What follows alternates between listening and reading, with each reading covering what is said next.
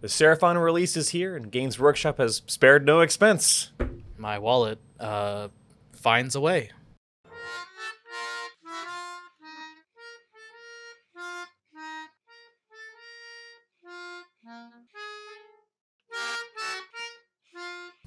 Hello, and welcome to Miniatures Rundown. I'm Joshua. And I'm Coty. And it's the Seraphon release. The Seraphon release. And Dinosaurs. As two avid dinosaur players, and I guess also Slann when the occasion calls for it, we're both super excited about this. So today we're going to talk about a little bit about what's in these boxes, but also what they do in the book. Speaking of, first things first, the book. There's the book. So this is the Seraphon Battletome. This means that with this release, these are now legal and matched play. You can now activate your code on the app and actually get your Battletome. If you're like me and had the special edition from the Army box, that code now works. Yes. Or will work. Yeah. By the time this video goes live. Provided their app actually works. Yep. Now just keep in mind, this is the normal cover. This is the special edition cover. Special edition with the Army box. And there's a super special edition that you could only get from Games Workshop that is completely sold out by now. Yeah, which looks like that one, just without the red borders and stuff. I like the cover. I like both covers. Yeah. All right. What do we want to start with? You want to start small or big? Let's start big. All right. So some of the ones that we're not going to go into as far as their sprues, because we already talked about these, well, there, is the ones that were in the Army box. So you've got your Slann Starmaster, your Raptadon Hunters, and your Saurus Warriors. These were all available in the Army box. They're exactly the same kits. Like, these are not multi-part as opposed, or these are multi-part, but so were the ones in the box. So there's nothing new, no surprises here, which is great. I don't like it when they do the push to fit and then back to multi-part, but yeah. So having seen the tome now, how many of these are you going to want? Or which ones are you going to want?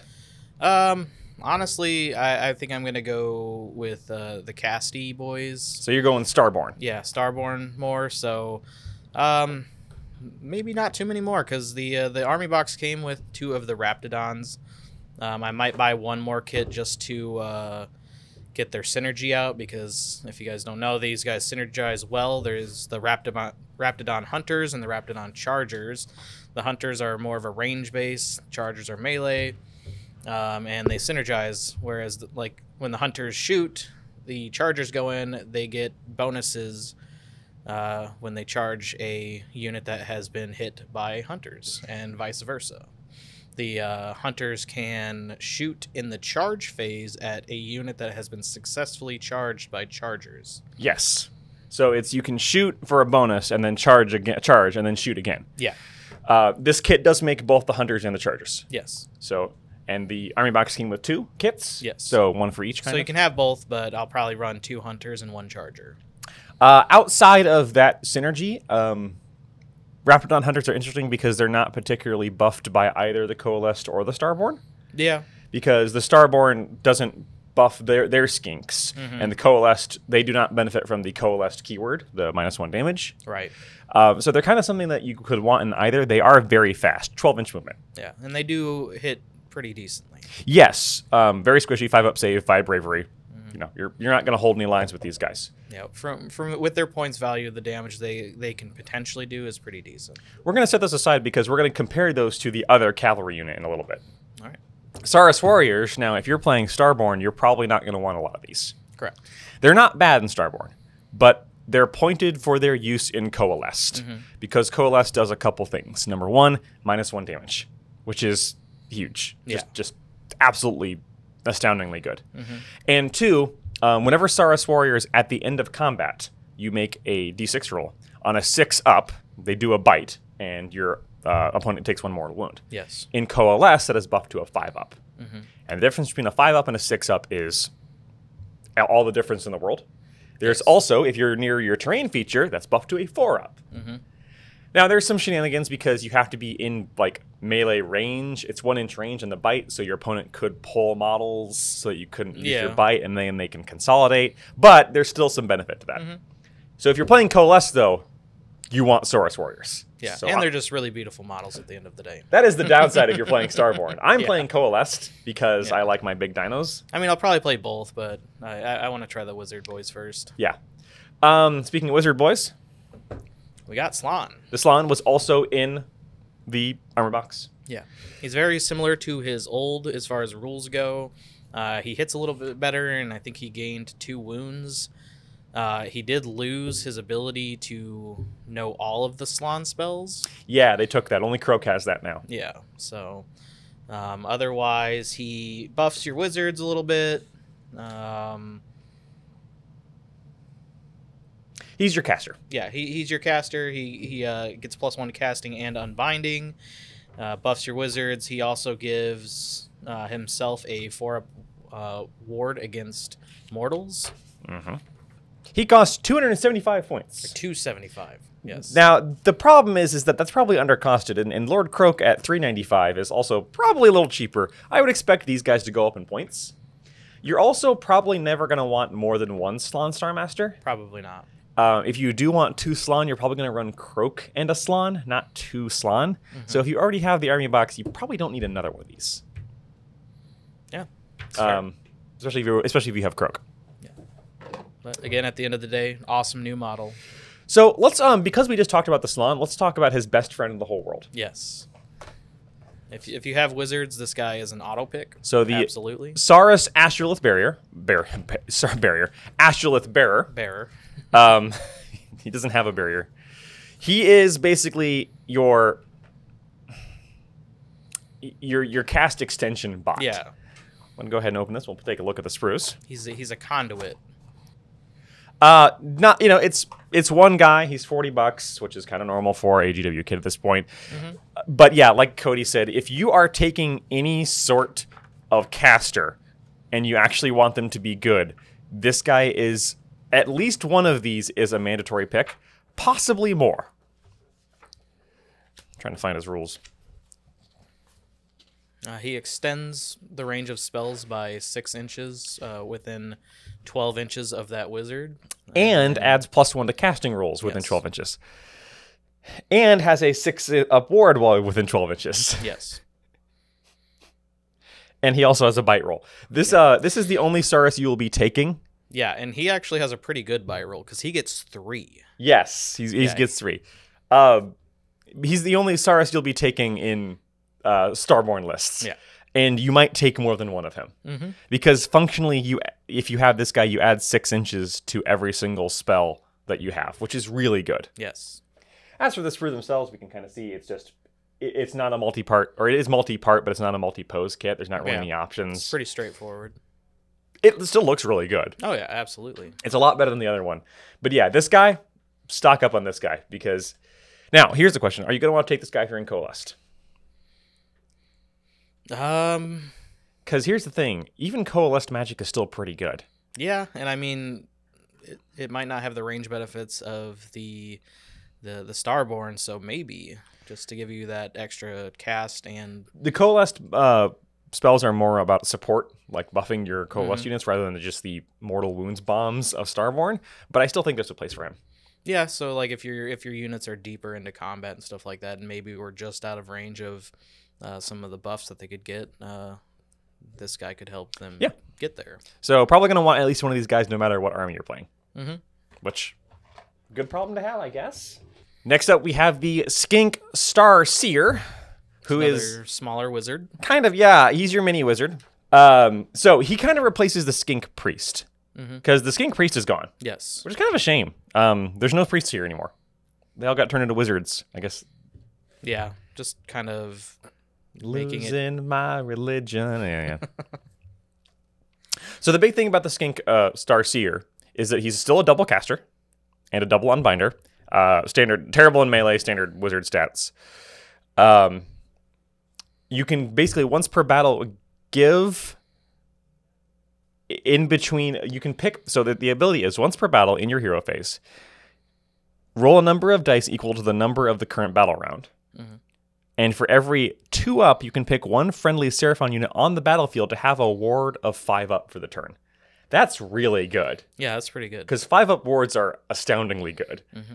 Now, of course, that's the downside is that it gets better the longer you wait. Yeah. And if you wait too long, the unit you might have wanted to use it on might already be gone. He is also has Celestial Doom, which is a spell that turns off your opponent's wards. Yes. That's kind of the game space they've been playing in Age of Sigmar. You know, too many wards, so we need to turn off the wards. Yeah. And this is your ward turning offy lizard. Mm-hmm. So with that in mind, I think he's also going to have a place in both Coalesced and Starborne. Oh, for sure. Being able to turn off wards is really, really, really good. Mm-hmm. As far as the model goes, he is replacing an older model. That was another one of the models that I still kind of think stood up to today's standards like Slann did. Yeah. But it does look a lot better, don't get me wrong. It does. It does. Again, one monopose. Yep. There's a couple options with him, though. Yeah, there's a couple options. He has his like little orb, like the old model did, and then he also, everybody's joking that like he's just sitting there like scrolling. Yeah, he looks like he's on the toilet scrolling through Twitter, you know. Yeah. But cool model nonetheless. All right, next is the Spawn of Chotek. He is the model that is replacing the Salamander Hunting Pack. The Salamander Hunting Pack, the bane of existence For many armies in second edition, right? Yeah, the laughing stock of the model range, though, of how old and kind of dopey it looked. The new model looks awesome. He's like a Dimetron from technically not a dinosaur era, and he has little axolotl gills. As far as his rules go, he still has his 3 little skink hunters around. They have changed a bit. Yes. As far as their looks go, too. Their frills are a little different, as we pointed out in the Sunday rundown. So they just look a little more unique. And he is now an artillery shooter. He's an artillery piece and a debuff piece. Mm-hmm. His role has changed completely and utterly. Maybe more than anything else we're going to talk about today. Probably. Because it used to be that salamanders were your ranged, high-end shooting. Like, that's what they did. They killed things. Good shooting is gone from this army. Yeah. Like, this book just doesn't have that. Like, even going into the models we're not going over today, like, skinks and stuff just got, like, kind of nerfed into the ground. That whole mortal wound shooting thing is no longer a part of this army. You still have some shooting. You're not left without any shooting options, but it is not a focus of this army for either Starborne or Coalesced. Yeah, it's spells or melee, basically. So the Spawn of Chotek, or Chotek, I don't know how to say it. It's a made up word. It's but Chotek, I believe. Now he has 2, basically you get to pick 2 one of 2 attacks. One's a long range 1 attack, hits on a 4, wounds on a 2, 2 Ren D6, which is not the worst thing in the world. The big thing, though, is if you hit someone with that attack, if any wounds caused by that attack are allocated, so you have to get the hit and the wound and the save, subtract 1 from save rolls for that unit that you hit until the end of the turn. Yeah. It's not the phase, so the turn. You can't stack this ability on the guy. Right. So this is it's an acid that reduces their enemy armor. Yeah, it's kind of like an acid that eats through armor, like, you know, from a fluff perspective. But you're going to want to shoot with him first. Yes. And it's kind of weird because on the one hand, that's really good because reducing somebody's save by 1 can be very, very, very good. But on the other hand, it hits on a 4. Yeah. And it is a choice between that and his other weapon. They can't fire both, as far as I know. You cannot. The other one is a Stream of Fire. It's a Horde Clear. Horde Clear, the number of dice is equal to the number of attack enemy models. To a maximum of 10. Yeah. Which kind of a bummer. That's a huge buff, though, because the old model, I believe, like only had 3 or 4 max. Yeah, and the old model, you never used the attack. The old model, you only ever used the long range fire. In this one, because that is, the number of dice is equal to the number of models in the enemy unit, but it hits on 2s, wounds on 3s, still 2 Ren to 1 damage. So that's a pretty good Horde Clear. Oh, yeah. That being said, you're probably going to want to keep this guy around for the hitting priority targets with the acid and then zoning in on that target. It's just that hitting on a 4 makes that really not reliable. Yeah. Now, you don't have a lot of other shooting, and there's other ways to buff it to hit roll. So we could probably get it to a 3 pretty easily. But Yeah. I don't know. I'm not sure I love that one. I mean, it's pretty powerful. So I mean, hitting on a 4 is a way of balancing it, I guess. That's a very good point. Yeah. The other thing is that unlike the previous salamanders, which just were terrible in melee, this guy's great in melee. 3 attacks, 3s and 3s, 2 rend, 3 damage. Yeah. So this is kind of a drop him, get in, debuff things, and then charge and kill those things.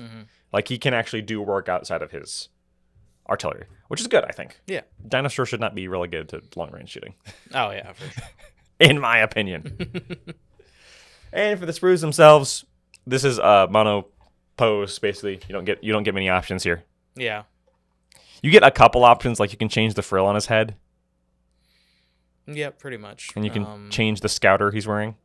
Yeah, I think that's probably my biggest complaint with these models is like because I like to kit bash and do a lot of weird things with my models, and the way they make them stand on the tactical rock just kind of takes your options out of. Yeah, why did the kit lizard need a bashing. tactical rock? It makes it harder.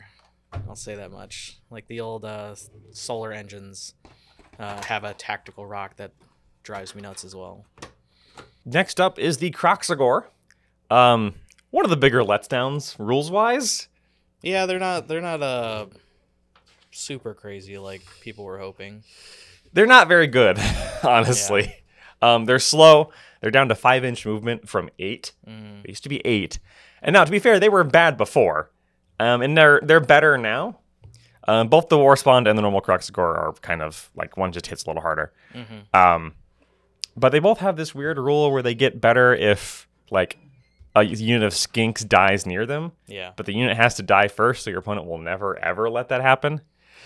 Yeah, and with skinks not being as scary as they were, like they can just easily ignore them. Yeah. Better. So. And you don't bring a lot of skinks. Anyway anymore. You kind of bring them as your battle line units in Starborne, but skinks are not the spam that they once were. Right.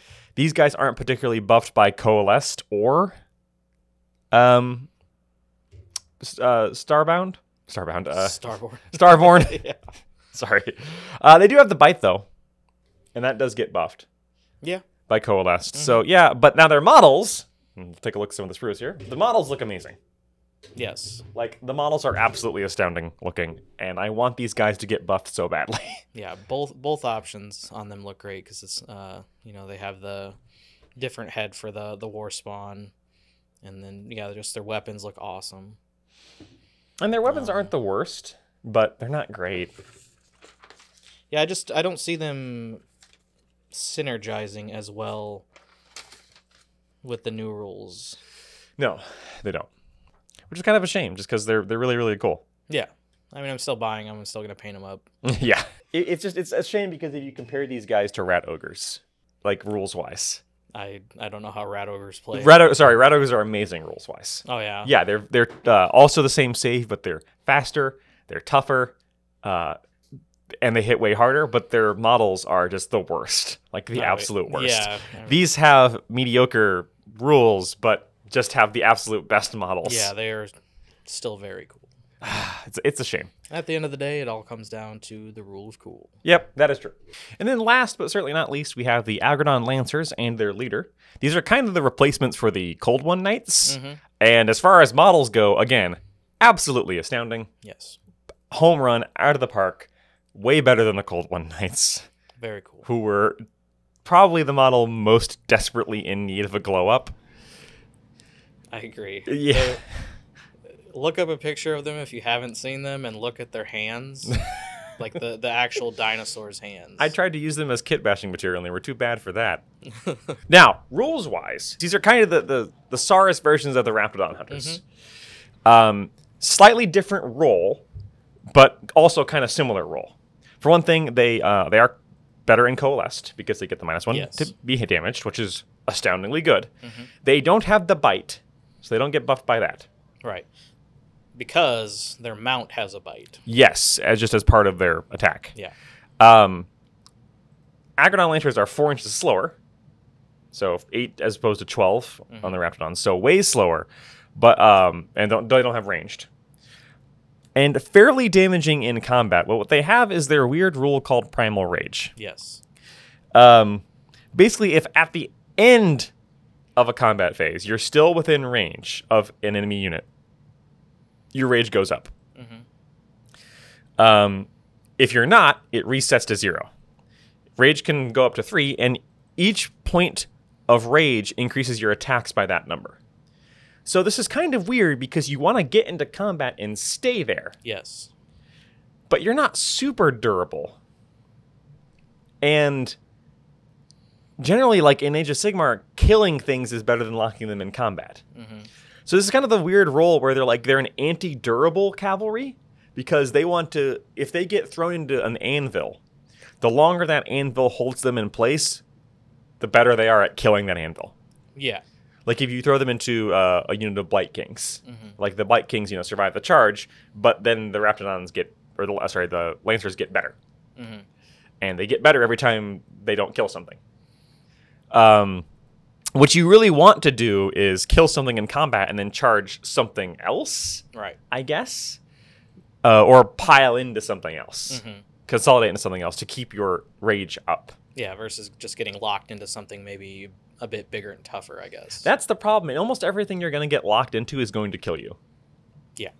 So it's kind of a weird... Yeah, I'm not quite sure what they're going for there. Yeah, it's probably just the kind of bouncing around and just making sure you stay into it, because we'll get into the Scar Veteran later on. The Scar Veteran also buffs them. He gives them a +1 rage as well. So kind of keeps it going. We'll go ahead and talk about the Scar Veteran too, because he's kind of, two peas in a pod. Before we talk about the Scar Veteran, the sprue for the Lancers, is night and day compared to the old cold ones. Yes, these look amazing. These are basically the Raptors from Jurassic Park. Yep. With a other dinosaur riding on top of it. Dinosaurs riding dinosaurs. So worth noting, these are not mono pose because you get to pick between spears and clubs. Spears gives you more range and better rend. Clubs give you better hit and worse rend. I think the spear is going to be better. I don't know. It seems like a bit of a trade-off. Because hitting on a 4 is not fantastic, but 2 rend is. And the 2 inches of range helps a lot as far as getting everybody into combat. Right. So I'm not quite sure with that one. Yeah, then, if you do somehow keep that rage going and, say get up to 3 rage, that's 3 extra attacks. I mean, the weight of dice with a spear could potentially be pretty brutal. Yeah, that's what I'm thinking. Yeah. Now, the Scar Veteran himself also gets to pick between a spear and a club. His is just better. For him, the club is just 1 additional attack and 1 less rend. Yeah, because they both hit on 3s, I believe. Yes, which is kind of weird.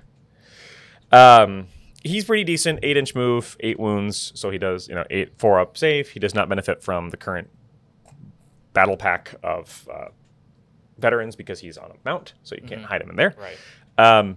The big thing is that he also has the rage score, which is exactly the same. But he has Alpha Roar, which is once per battle at the start of your combat phase, you can pick 1 friendly unit with this ability. If you do, increase the rage score of friendly Aggradon units wholly within 18 of that unit by 1. So you can kind of basically give +1 attack within 18 inches to other Aggradons once per game. I don't know. It's not bad. So with that, going back to the spears versus clubs, that, could change spears versus clubs entirely. Right. Well, no, because the rage score only adds +1 to your the mount's attacks. Oh, yeah, you're right. Yeah. Now, the mount's attacks are pretty good. They're both the same for both the hero and the non-hero, which is 3s and 3s, 2 rend, 2 damage. 3 attacks each, which is pretty good. And that's actually going to be, that's better than any of your rider attacks. Right. Which is kind of funny, That's I guess. It just makes sense. You're riding, It's a giant raptor. Yeah. So the rage buffs that score. And he can basically, once per game, kind of jumpstart it? Yeah. Or if you lose it, get him back to, at least 1 for the next round. Yeah. I don't know. I don't love their rules, which is just a shame because I absolutely love their models. I think there can be some shenanigans with them that are pretty cool. So okay. Oh, that's certainly. And then for the spear itself, again, you get the options between the spear and the club, but otherwise, kind of the same. Yeah. What are their points at? I forget. Aggradon Lancers are 210 for 3 of them. The Scar Veteran on Aggradon is 175. Now, having this guy be your general does also unlock them as battle line. All right. Yeah. Which is interesting. And I could see an all-mounted cavalry force really doing some work here. Yeah. Especially backed up by a Carnosaur. So, and that's it for what's releasing for this Saturday. It's the Seraphon wave. Yeah. I would be very interested to know, with the stuff that's coming out, it's kind of an even split between Coalesced and Starborne, like as far as what's favored. Who's playing what? Like, what's the general... Because I could see either. It's Starborne seems like it's the one that people are playing because it's all awesome and powerful and got lots of mortal wounds. Coalesced seems like what you play if you watched Jurassic Park a lot as a kid. Yes.